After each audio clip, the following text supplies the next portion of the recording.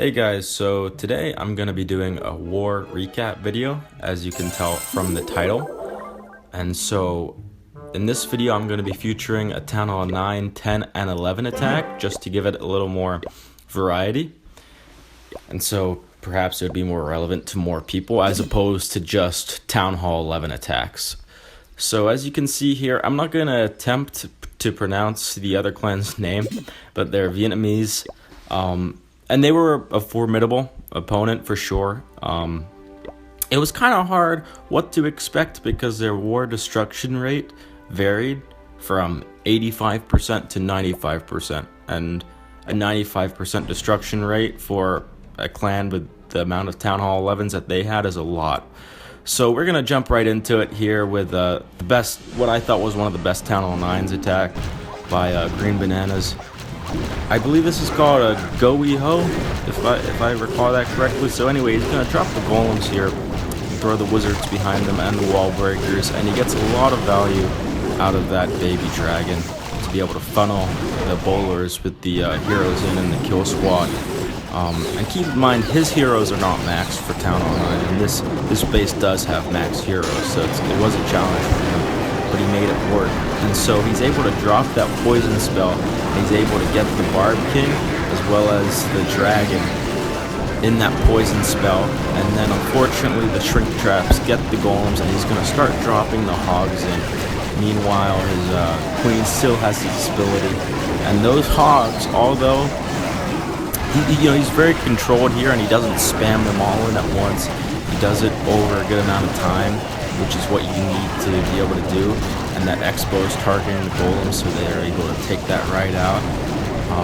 So he's really able to get a lot of value out of these golems, and they're setting off a lot of traps, as opposed to the hogs, which is exactly what you want. He throws down the heal there, which is pretty well placed because the hogs are going to go right into it.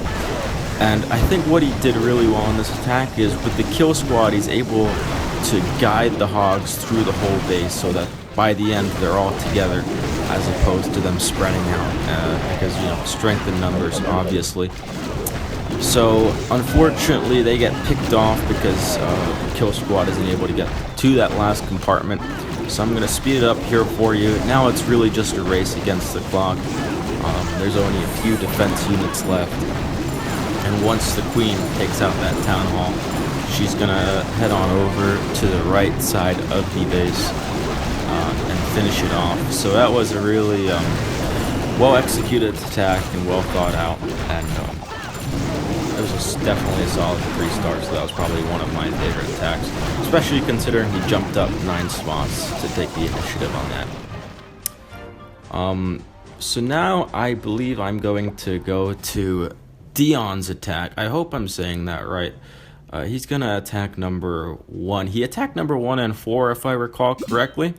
And so this base was really tricky because the Eagle Artillery was in the middle, and so that's really gonna pick away at his bowlers and his witch if they start circling around the base. And that single Inferno will evaporate a golem, which is what you would generally throw in there, so that the Eagle Artillery targets the golem and not the archer. So there's a whole bunch of stuff that he has to deal with. And keep in mind, he's a Town Hall 10. Or he actually just recently became a Town Hall 11, but I'll give him the benefit of the doubt because all his units are not maxed out with the exception of the Valks and a few spells, it looks like. So anyway, he's going to drop in the Rage and 4 loons or 5 loons there to break up that base, and he's able to pick off an air mine too, which otherwise may have hit the healers that he's going to do with the Queen Walk right now. And then he's also going to drop the baby drag to solidify the direction that he wants the queen to go in. So he gets a good amount of value out of that baby dragon. And so he's going to, any second now, there go the healers. And so it's clear the queen's not going to go the other direction. And baby drag is down, so now he's gonna take his time here and get as much value out of that queen walk as he can, and he's gonna drop that wizard And the moment that wizard starts targeting the other army camp, he's going to drop the bowlers, the giants, and the barbarian king. Now, unfortunately, if you look here, that single inferno locked onto his barb king, and he sees that, and he tries raging the barb king, but it's really no match for that max inferno. And so, thankfully, there that inferno locked onto the giant, and now he's just going to start going around the base with the bowlers and the heroes. I just noticed the warden's on flying mode. I don't know if that was intentional or not. The healers are locked onto the archer queen on the bowlers, so he's going to get a good amount of value off of that. And now he's going to drop the jump spells in, one across the 2 walls and another one for the town hall. And this is probably the best part of the attack, because these Valks, as you're about to see, they run into the CC, they run into skeleton traps, bombs, a whole bunch of stuff.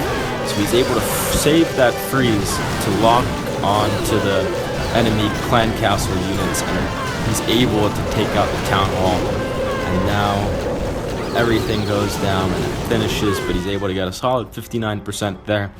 And he also gets right around the same percentage on number 3 right there. So that is really a luxury, because it allows a lot of the Town Hall 11s to dip down and get some 3 stars like this one right here by CHAU, which I'm about to show you. So this was a difficult base. I actually attacked this one and I only 2-starred it. As you can see, I tried picking off that Inferno with some balloons, but unfortunately it's edged just far enough back that it targets the archer queen and cannon that I just highlighted. So furthermore, the trick about this base being so square is that if you want to bow witch it like he's doing right now, it's hard to get a good funnel in. So he's going to put a lot of units on the outside. I believe that's 4 bowlers and 3 witches to really help clean up the outside, so that his kill squad with the giants there and the heroes and the rest of the bowlers stick to the middle. And so he drops the wall breakers in, but it's not enough for them to actually destroy that wall. But he remains calm, and he's able to get a hole into that wall, and he's able to jump the jump spell right there. So he activates the hero's ability, and as you can see, almost all his units are right where he wants them to be, as opposed to spread out throughout the base. The funnel on the right side fell apart because of that Inferno, but he's able to get a really good funnel there, which pays off, and the 2 jump spells allow the rest of his units to kind of take care of the rest of the base. Now he has the majority of the base clean, and now it's a matter of basically finishing off what is left, and he still has his queen's ability. So I'm going to speed it up here for you as he circles around that base, and there's a lot of skeletons which will help him out. Unfortunately, the queen in this scenario was not the smartest, and as you can see, she's just trying to cut her way through the walls right there, and probably the worst way he can do it, the queen can do it, but he's able to activate the ability there and finish it off on a good note, and able to get the highest 3-star that we got this war. So you know, a tougher war. As you can see, they got just under 90%, while we're closer to 91. I think it was good work all around, and I'm happy with the way that the war came out. So let me know if I should fix anything in the future and what you guys want to see. Thank you. Have a good one.